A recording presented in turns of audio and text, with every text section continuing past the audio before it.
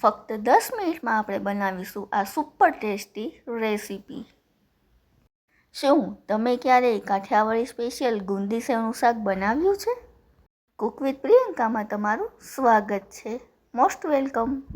સૌપ્રથમ આપણે લોયામાં તેલ એડ કરી દઈએ। તેલ ગરમ થાય એટલે ફટાફટ આપણે ડુંગળી એડ કરી દઈએ। ડુંગળીને આપણે એટલી સરસ સાતળવાની છે કે આખા ઘરમાં ડુંગળીની સુગંધ ફેલાઈ જાય। ડુંગળીને થોડી ગુલાબી રંગ જેવી થાય એટલી આપણે સાતળવાની છે।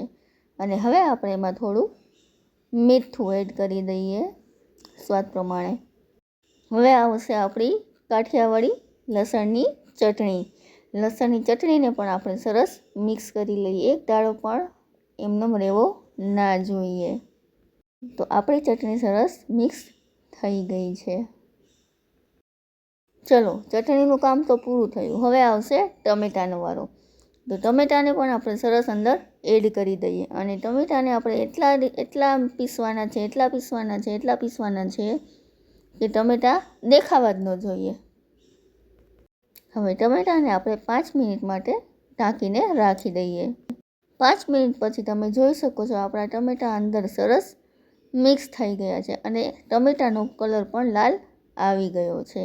એને પણ આપણે સરસ મિક્સ કરી લેશું અને છૂંદી નાખશું। જો તમને છૂંદેલા ટમેટા ન ભાવે તો તમે આખા પણ રાખી શકો છો।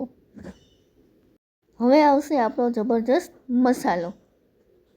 આ મસાલામાં મેં હળદર, ધાણા જીરું, ગરમ મસાલો નાખી પાણી નાખી મિક્સ કરીને 5 મિનિટ માટે રહેવા દીધું હતું।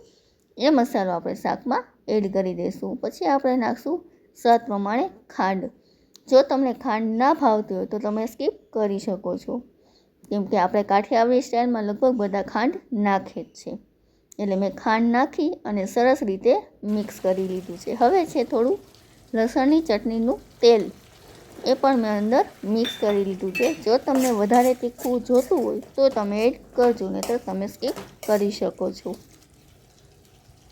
હવે કોથમીર એડ કરી દો। કોથમીર એડ કર્યા પછી 1 ગ્લાસ પાણી નાખી અને આપણે ઢાંકી દઈશું। જો મારી ચેનલ સબસ્ક્રાઈબ ન કરી હોય તો સબસ્ક્રાઈબ કરી લેજો।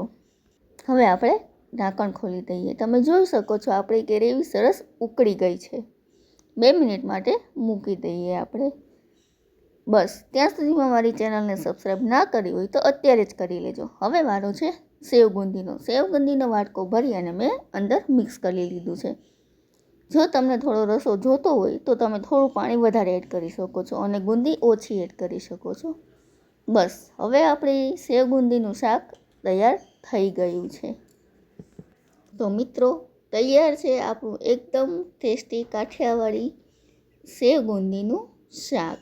બસ, હવે કોથમીરને આપણે સરસ એડ કરી દઈએ। તમે જોઈ શકો છો। જો મારો વિડીયો ગમ્યો હોય તો લાઈક, કોમેન્ટ, શેર અને સબસ્ક્રાઈબ કરવાનું ભૂલતા નહીં।